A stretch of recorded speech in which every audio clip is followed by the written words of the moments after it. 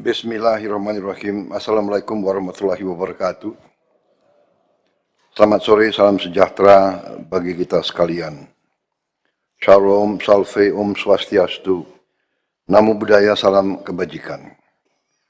Yang saya hormati dan yang saya banggakan, Wakil Presiden Saudara Gibran Rakabuming Raka, para Menteri Koordinator, para Menteri, para Kepala Badan, Ketua Dewan Ekonomi Nasional, para penasihat khusus Presiden, Jaksa Agung, Kepala BIN, Kapolri, Panglima TNI, dan semua Kepala Staf yang saya hormati, Kepala Staf Angkatan,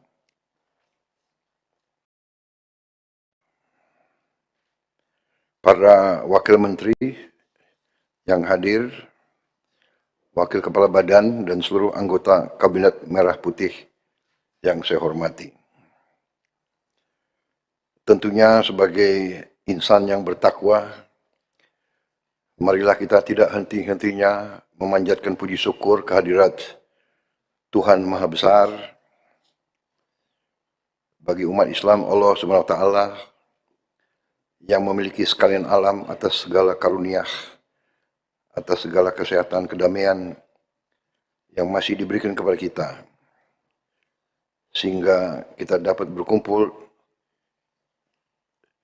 pada sore hari ini melaksanakan sidang kabinet paripurna menghadapi penghujung tahun 2025 ini.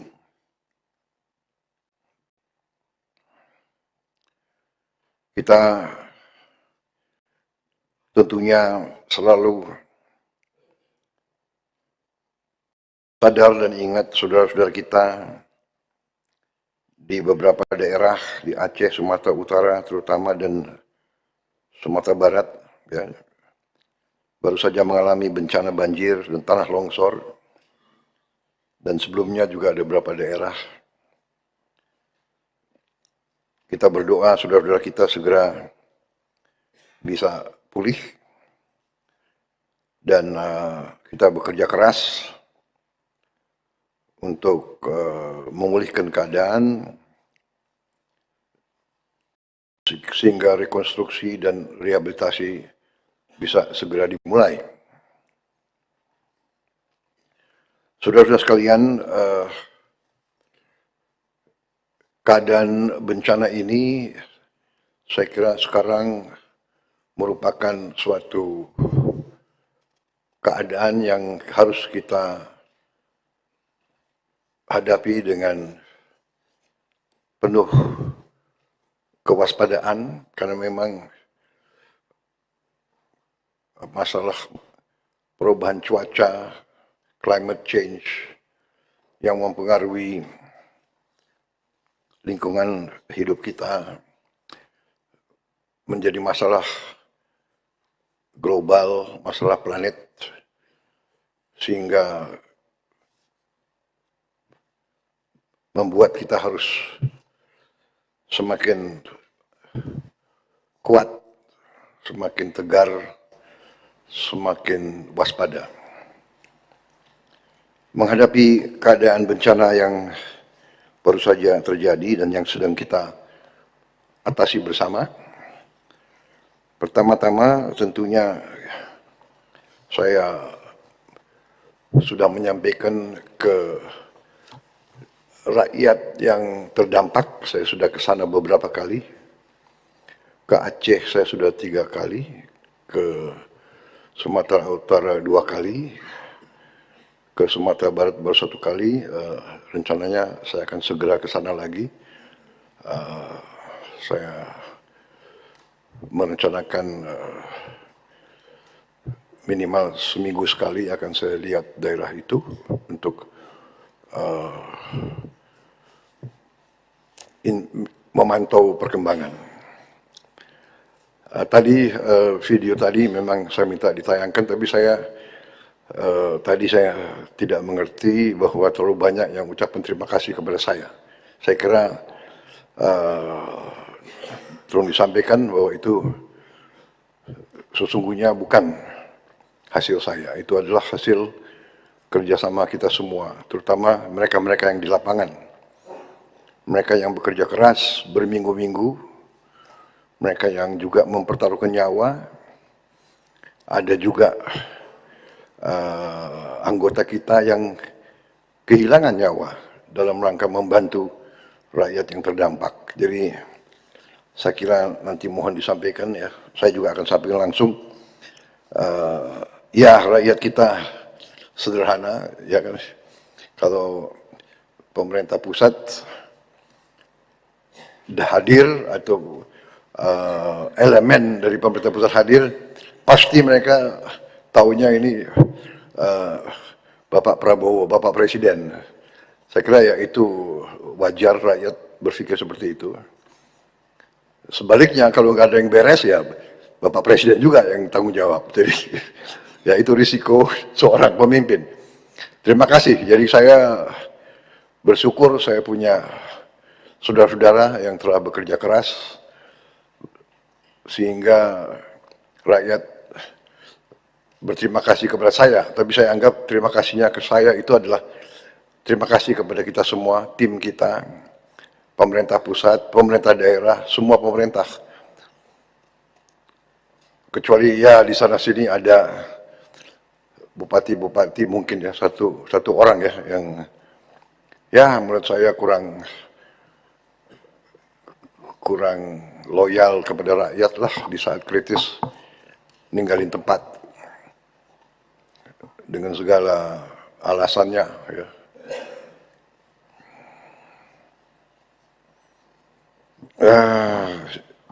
Tapi yang lain saya lihat tegar, tabah. Jadi saya ingin ucapan terima kasih kepada semua petugas di lapangan. Ya, semua lapisan saya lihat dari yang tertinggi, para menteri, para wakil menteri, para kepala badan, saya lihat di lapangan. Saya lihat dirut-dirut perusahaan-perusahaan yang penting ada di lapangan. Dirut Pertamina, dirut PLN, PU ada, kerja keras, kesehatan semua saya lihat. Hampir semua KL hadir di situ. Terima kasih. Sebaliknya juga saya mohon jangan pejabat-pejabat tokoh-tokoh datang ke daerah bencana hanya untuk foto-foto dan untuk dianggap hadir ya. Mohon sebaliknya kita tidak mau ada budaya wisata bencana. Jangan, kalau datang benar-benar harus ada tujuan untuk membantu mengatasi masalah. Saya kira kalau unsur pimpinan datang yang punya tugas dan portofolio ke situ. Mohon ini saya lihat ada kecenderungan wisata bencana ini tidak bagus. Ya, rakyat di situ jangan dijadikan objek. Kita datang ke situ untuk benar-benar ingin mencari masalah, melihat kesulitan dan bertindak. Kita lihat di sini kurang air bersih. Apa tindakannya? Di situ kurang BBM, masih terisolasi. Bagaimana tindakannya? Dan sebagainya itu. Saya lihat terutama TNI, Polri, BNPB, Basarnas, tim SAR gabungan. Ya. Tadi saya sudah sebut, saya lihat pegawai Pertamina, PLN di mana-mana, PU di mana-mana di tempat yang sulit. Relawan warga masyarakat bahu-membahu membantu proses evakuasi, penyaluran bantuan dan pemulihan akses di sana. Kita semua satu tim. Dan saya terima kasih. Dalam keadaan yang sulit, ada kecenderungan manusia dan juga bangsa kita ini saya lihat ya, terutama sebagian elit-elit kita ada kecenderungan mau cari kambing hitam, mau cari kesalahan. Ini bukan saat untuk kita cari kesalahan, ini untuk kita bekerja keras, bahu-membahu mengatasi masalah di lapangan. Saya setelah beberapa kali ke situ, saya melihat, saya sudah sangat terima kasih. Saya melihat kita bekerja sebagai satu tim. Di awal-awal saya merasa saudara-saudara bertindak dengan benar, dengan cepat. Saya tidak perlu kasih pengarahan detail, saudara sudah bergerak. Saya senang di eselon pelaksana, saya dengar juga di TNI sudah berjalan cukup lama, bahwa bencana itu perintah operasi. Jadi tidak usah tunggu terlalu banyak petunjuk di saat-saat pertama. Jadi bencana kejadian itu sudah perintah operasi. Tidak perlu tunggu radiogram, tidak perlu tunggu terlalu banyak berinisiatif. Dan ini saya lihat sudah dilaksanakan oleh semua lembaga. Saya terima kasih. Saya terima kasih sama saudara-saudara dari semua pihak. Sekali lagi saya minta kita waspada ke depan, karena justru di saat ini ada kecenderungan segelintir masyarakat, terutama mungkin yang punya motivasi politik, atau bahkan saya terus saja melihat ada mungkin pihak-pihak kekuatan-kekuatan luar yang dari dulu selalu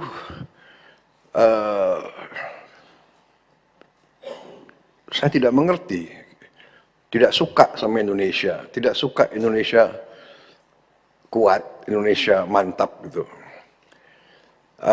Dalam rangka ini, di tengah bencana, di tengah musibah, mereka yang ditonjolkan adalah kebohongan, ketidakbenaran. Dikatakan pemerintah tidak hadir, puluhan ribu dalam saat-saat yang pertama sudah dikerahkan ke situ. Kita lihat buktinya. Saya lihat sekarang ini mungkin ada pihak yang khawatir karena rakyat baru sekarang lihat pemerintah Indonesia ini ternyata kuat. TNI kuat, Polri kuat, BNPB kuat, Basarnas kuat. Mampu kita kerahkan puluhan helikopter dalam waktu singkat. Belasan pesawat terbang. Ada tempat-tempat yang tiap hari BBM diantar dengan pesawat terbang, dengan Hercules. Ini hanya bisa oleh negara yang kuat. Ada desa-desa yang tiap hari, yang sekarang masih belum tembus, saya kira nanti mungkin ada laporan dari BNPB, tiap hari didatangi oleh helikopter. Di tengah cuaca yang di gunung-gunung itu ya masih penuh kabut, hujan juga masih sering turun cepat. Saya baru dari situ, saya dari Takengon, saya dari Bener Meriah, saya lihat kondisinya tidak gampang, ya kan? Ketinggian 1.800, ketinggian 2.000, gitu. Kabut itu. Jadi penerbang-penerbang kita terbang tiap hari. Ini adalah suatu hal yang perlu kita banggakan. Saya terus terang aja, saya sebagai Presiden Republik Indonesia, saya bangga lihat aparat-aparat kita di setiap tingkatan berada di tengah rakyat. Ya, jadi semua mengerahkan tanpa terlalu banyak minta perintah dari saya, berinisiatif. Saya terima kasih para pimpinan Panglima TNI, Kapolri, para kepala staf, semua yang hadir dan mengambil tindakan atas inisiatif sendiri.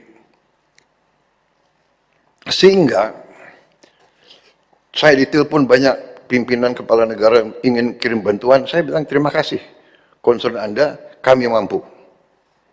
Indonesia mampu mengatasi ini. Ya. Ada yang teriak-teriak ingin ini dinyatakan bencana nasional. Kita sudah kerahkan, ini 3 provinsi dari 38 provinsi. Jadi situasi terkendali, saya monitor terus, ya, dan kita sudah merencanakan segera akan kita bentuk, apakah kita namakan badan atau satgas rehabilitasi dan rekonstruksi. Segera kita akan bangun hunian-hunian sementara dan hunian-hunian tetap. Bahkan mungkin saya dapat laporan dari Menteri Perumahan, ya, mungkin mulai hari Minggu ini kita sudah mulai membangun 2000 rumah. Kemungkinan rumah ini bisa langsung aja jadi rumah tetap, ya. Jadi semua unsur juga nanti bekerja sama, ya. Jangan ada alasan cari lahan dan sebagainya, pakai lahan milik negara yang ada. Kalau perlu PTPN, kalau perlu konsesi-konsesi hutan itu kita pakai semua. Jadi sekarang ini saatnya terus kita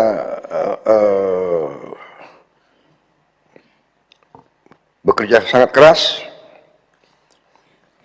Anggaran APBN sudah kita siapkan, dan saya katakan bahwa anggaran ini kita siapkan karena memang uangnya ada. Dan uangnya ada karena justru pemerintah kita yang saya pimpin, di awal pemerintah kita menghemat ratusan triliun. Yang saya diserang, saya dimaki-maki bahwa efisiensi ini salah. Baru ada di dunia ini ada demonstrasi menentang efisiensi. Padahal efisiensi itu ada di pasal 33 Undang-Undang Dasar 45. Saudara-saudara, ayat 4. Ya. Justru karena kita laksanakan efisiensi, kita kurangi semua kemungkinan korupsi, kebocoran, kita punya uang sekarang. Di akhir minggu-minggu terakhir bulan tahun ini, kita punya uang. Itu coba. Perekonomian nasional diselenggarakan berdasar atas azas demokrasi ekonomi dengan prinsip kebersamaan, efisiensi, berkeadilan.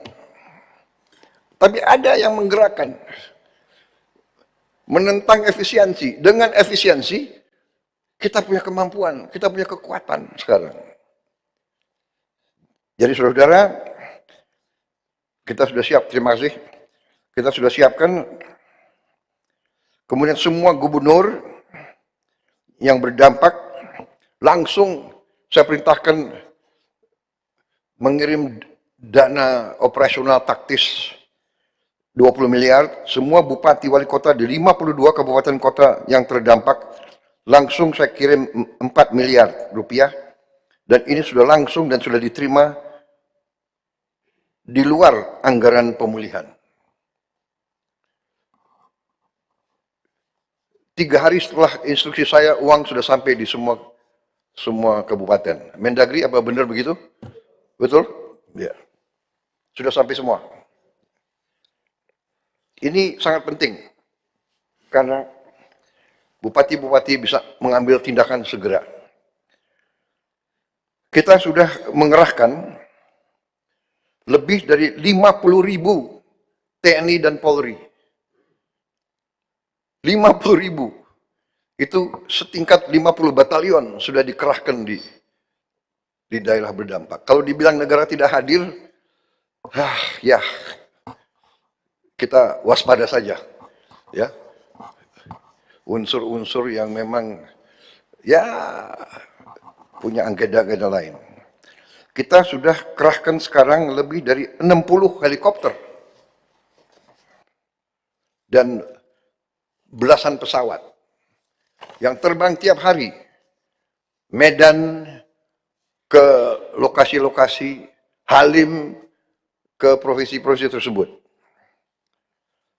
Saya sudah perintahkan Menteri Perumahan dan Kawasan Pemukiman bersama Menteri PU, pembangunan hunian segera dilakukan dan 2.000 rumah segera akan mulai dibangun. 1.000 alat berat sudah dikirim, antara lain truk, ekskavator, tangki air bersih dan minum. Kemarin kita juga tambahkan lagi alat berat, truk air minum, persediaan air bersih, serta toilet portable. 50 jembatan beli sedang kita kerjakan. 7 tadi sudah jadi. Akses jalan darat sebagian besar telah pulih. Memang ada wilayah-wilayah tertentu yang masih terisolasi. Ini masalah alam dan fisika. Saya telah minta maaf, saya tidak punya tongkat Nabi Musa. Kita tidak bisa selesaikan dalam 3 hari, 4 hari, 5 hari. Mungkin 2-3 bulan aktivitas akan benar-benar normal. Tapi syukur alhamdulillah sebagian sudah masalah listrik, sebagian besar sudah menyala. Masih ada beberapa yang harus kita percepat. Masih ada beberapa yang berbahaya. Karena kabel-kabel kalau liwat air yang masih banjir itu berbahaya. Ini bisa mengakibatkan korban nyawa kalau tidak hati-hati. Jadi PU itu PLN bekerja dengan sangat menghadapi kondisi yang sangat menantang. Dan mereka sudah di situ sudah belasan hari.